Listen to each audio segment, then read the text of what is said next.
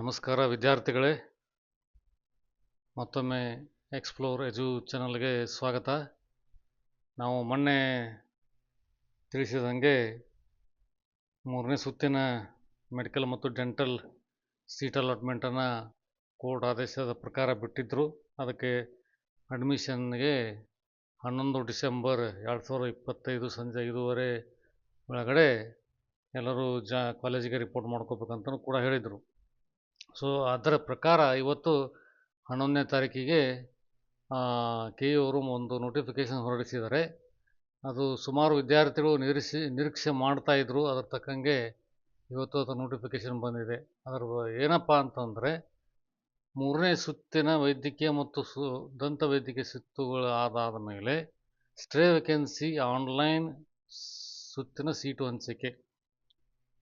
That means what ever the seats will be left over.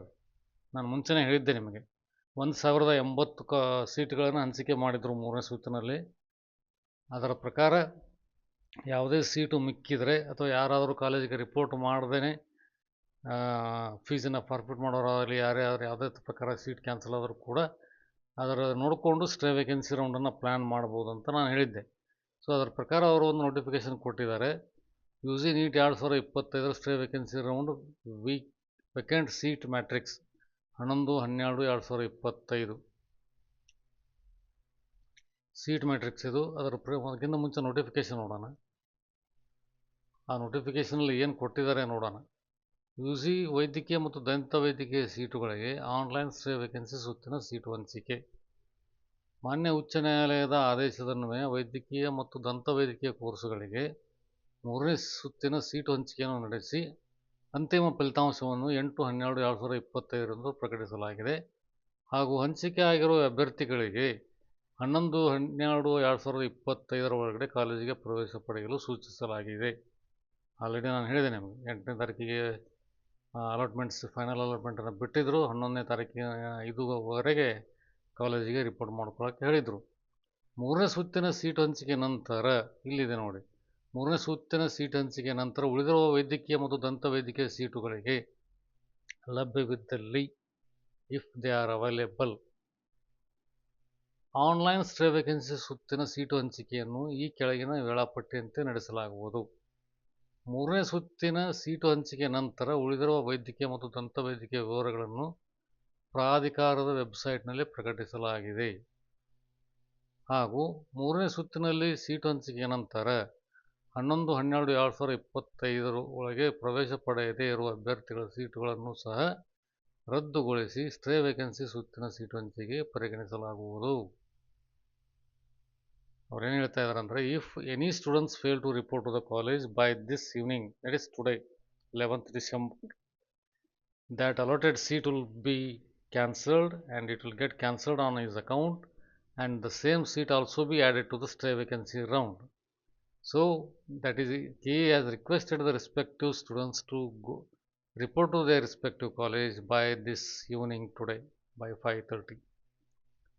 Stray vacancy ಸೀಟ್ಗಳಲ್ಲಿ ಯಾವುದಾದ್ರೂ medical ಮತ್ತು dental ಸೀಟುಗಳು ಮೂರನೇ ಸುತ್ತಿನ ಅಲಾಟ್ಮೆಂಟ್ ಲಿಸ್ಟ್ ಆದಮೇಲೆ, ಅಂದರೆ 11ನೇ ತಾರೀಕು ಆದಮೇಲೆ ಉಳಿದಿರೋ ಸೀಟ್ಗಳನ್ನು ಸ್ಟ್ರೇ ವೇಕೆನ್ಸಿ ರೌಂಡಿಗೆ ತಗೊಳ್ಳಾಗುತ್ತದೆ ಅಂತ ಬರೆದಿದ್ದಾರೆ ಅವರು. ಅದರ ಜೊತೆಗೆ ಅಕಸ್ಮಾತ್ ಅಲಾಟೆಡ್ ಸ್ಟೂಡೆಂಟ್ಸ್ ಯಾರಾದರೂ ಕಾಲೇಜಿಗೆ ಹೋಗದೆ ರಿಪೋರ್ಟ್ ಆಗದೇ ಇರೋರಿಗೆ ಸೀಟನ್ನು ಕ್ಯಾನ್ಸಲ್ ಮಾಡಿ ಅದನ್ನು ಸ್ಟ್ರೇ ವೇಕೆನ್ಸಿ ರೌಂಡಲ್ಲಿ ಕನ್ಸಿಡರ್ ಮಾಡ್ತಾರೆ. ಪ್ರಾಧಿಕಾರದ ಮೂಲಕ ಯಾವುದೇ ಸುತ್ತಿನಲ್ಲಿ ಯಾವುದೇ ವೈದ್ಯಕೀಯ ಸೀಟು ಹಂಚಿಕೆಯಾಗದಿರುವ ಅಭ್ಯರ್ಥಿಗಳು ಮೂರನೇ ಸುತ್ತಿನಲ್ಲಿ ಭಾಗವಹಿಸಿ ಮೂರನೇ ಸುತ್ತಿನಲ್ಲಿಯೂ ಯಾವುದೇ ವೈದ್ಯಕೀಯ ಸೀಟು ಹಂಚಿಕೆಯನ್ನು ಮಾಡಿಕೊಳ್ಳದ ಅಭ್ಯರ್ಥಿಗಳು ಮಾತ್ರ ವೈದ್ಯಕೀಯ ಸೀಟು ಸ್ಟ್ರೇ ವೇಕೆನ್ಸಿ ಸುತ್ತಿಗೆ ಅರ್ಹತೆ ಪಡೆಯುತ್ತಾರೆ. ಅಂದರೆ until now whoever have participated in the counseling and even if they didn't get any seats in the third round, they are eligible for the stray vacancy round. They are only eligible for stray vacancy round.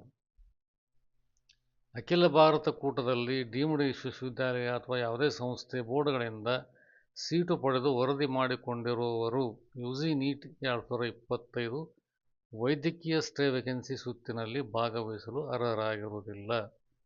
Those who have already got a seat through MCC counseling, deemed university ಅಥವಾ or any institute, medical college board, if they have got any seats from them, they are not eligible for this stray vacancy round. ಮೂರನೇ ಸುತ್ತಿಗೆ ಪಾವತಿಸಿದ medical course ಫೀಯನ್ನು stray vacancy ಸುತ್ತಿನ seat ಹಂಚಿಕೆಗೆ ಪರಿಗಣಿಸಲಾಗುತ್ತದೆ. Stray vacancy ಸುತ್ತಿನ seat ಹಂಚಿಕೆಗೆ ಮತ್ತೊಮ್ಮೆ medical course ಫೀಯನ್ನು ಪಾವತಿಸುವ ಅಗತ್ಯ ಇರುವುದಿಲ್ಲ.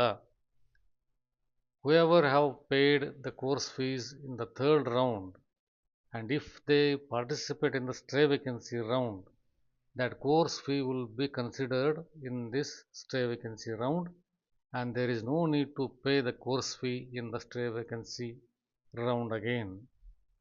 There is no need to pay again. ಇದಿಷ್ಟು ಮಾಹಿತಿ. ಇದರ ಬಗ್ಗೆ ನಾನು ಹೇಳೋದಾದರೆ 1080 ಮೆಡಿಕಲ್ ಸೀಟ್ ಅಲಾಟ್ಮೆಂಟ್ ಮಾಡಿದ್ರು, 2066 266 ಡೆಂಟಲ್ ಸೀಟ್ ಅಲಾಕೇಟ್ ಮಾಡಿದ್ರು. ಅದರ ಪ್ರಕಾರ ನೋಡೋಣ ಇವಾಗ ಸೀಟ್ ಮ್ಯಾಟ್ರಿಕ್ಸಲ್ಲಿ ಯಾವುದಾದ್ರು ಬಿಟ್ಟಿದ್ದಾರೆ ಅಂಥೇಳಿ.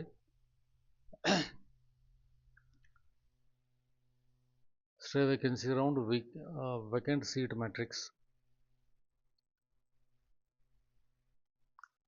Non-interactive admission system 25-26 using neat vacant seats after the mop-up round for medical.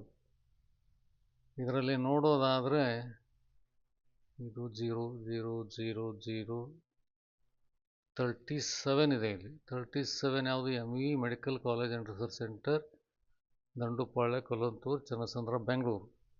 37 seats ಯಾವ ಕ್ಯಾಟಗರಿಯಲ್ಲಿದೆ ನೋಡೋಣ.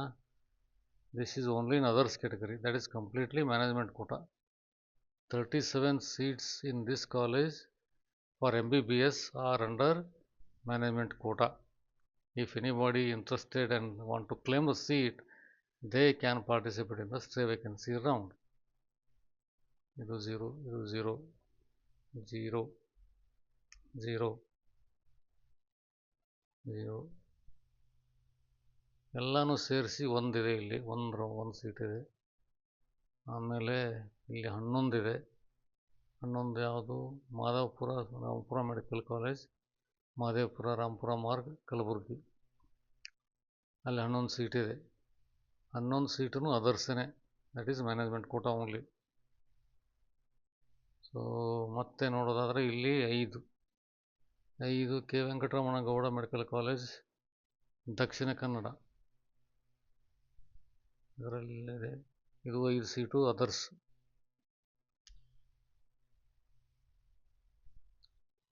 ಇದರಲ್ಲಿ ಮತ್ತೆ ನೋಡೋದಾದರೆ 5 ಸೀಟು ಇದು ಅದರ್ಸೇ. ಇಲ್ಲಿ 10 ಸೀಟ್ ಇದೆ. Oxford medical college Bengaluru, 10 seat ಅದರ್ಸೇ. ಸೊ ಆಲ್ಮೋಸ್ಟ್ ಎಲ್ಲ ಕಾಲೇಜಲ್ಲಿ 1 ಸೀಟ್ ಆಗಲಿ, 5 ಸೀಟ್ ಆಗಲಿ, 10 ಸೀಟ್ ಆಗಲಿ, 37 ಸೀಟು ಅದರಲ್ಲಿದೆ. ಆಮೇಲೆ 10 ಸೀಟ್ ಇನ್ನೊಂದು ಕಾಲೇಜಲ್ಲಿದೆ. ಎಲ್ಲ ಸೇರಿಸಿ ನೋಡಿದಾಗ so 74 seats are there. 74 seats are left over for the stray vacancy, and all 74 seats belongs to other category only. There are no seats available in rest of the categories. Only 74 seats belongs to other categories. ಅಂದರೆ ಎಲ್ಲ 74 ಸೀಟ್ಗಳು others categories ಇರೋದ್ರಿಂದ management ಕೋಟಾದಲ್ಲಿ ಬರುತ್ತೆ, ಅಂದರೆ higher ಫೀಸ್ಗೆ ಬರುತ್ತೆ. ಅದರ ಪ್ರಕಾರ ಯಾರಿಗಾದರೂ ಒಂದು ಸುಮಾರು ವಿದ್ಯಾರ್ಥಿಗಳು ಕೇಳ್ತಾ ಇದ್ರು ಸ್ಟ್ರೇ ವೇಕೆನ್ಸಿ ರೌಂಡ್ ಯಾವಾಗ ಬಿಡ್ತಾರ ಅಂಥೇಳಿ, ಆಪ್ಷನ್ ಎಂಟ್ರಿ ಬಿಡ್ತಾರಾ ಏನೋ ಅಂಥೇಳಿ. ಅದರ ಪ್ರಕಾರ ನೀವು ಭಾಗವಹಿಸ್ಬೋದು ಸ್ಟ್ರೇ ವೇಕೆನ್ಸಿ ರೌಂಡಲ್ಲಿ if you are really interested in medical seat, medical course. ಅದರ ಪ್ರಕಾರ ನೀವು ಸ್ಟ್ರೇ ವೇಕೆನ್ಸಿನಲ್ಲಿ ಪಾರ್ಟಿಸಿಪೇಟ್ ಮಾಡಿ ಸೀಟನ್ನು ಪಡೆದುಕೊಳ್ಬೋದು. ಎಲ್ಲ 74 ಸೀಟುಗಳು ಮ್ಯಾನೇಜ್ಮೆಂಟ್ ಕೋಟಾದಲ್ಲಿದೆ. ಇದನ್ನು ನೋಡಿದರೆ ಡೆಂಟಲಲ್ಲಿ ಯಾವುದೇ ಸೀಟು ಉಳಿದಿಲ್ಲ ಅಂತ ಕಾಣಿಸುತ್ತೆ. ಎಲ್ಲ 266 266 ಸೀಟುಗಳು ಎಲ್ಲ ಹಂಚಿಕೆಯಾಗಿ ಮೋಸ್ಟ್ ಪ್ರೊಬೆಬಲಿ ಎಲ್ಲ ವಿದ್ಯಾರ್ಥಿಗಳು ಕಾಲೇಜಿಗೆ ರಿಪೋರ್ಟ್ ಮಾಡ್ಕೊಂಡಿದ್ದಾರೆ. ಆದರೂ ನೋಡೋಣ, ಆಮೇಲೆ ಲೇಟಾಗಿ ಏನಾದರೂ ಸೀಟ್ ಮ್ಯಾಟ್ರಿಕ್ಸ್ ಮಿಕ್ಕಿದ್ರೆ ಬಿಡಬಹುದು. ಅದಕ್ಕೆ ಅವರು ನೋಟಿಫಿಕೇಷನ್ ಕೊಟ್ಟಿದ್ದಾರೆ. ಮಿಕ್ಕಿದ್ರೆ ಇಫ್ ಅವೈಲೇಬಲ್,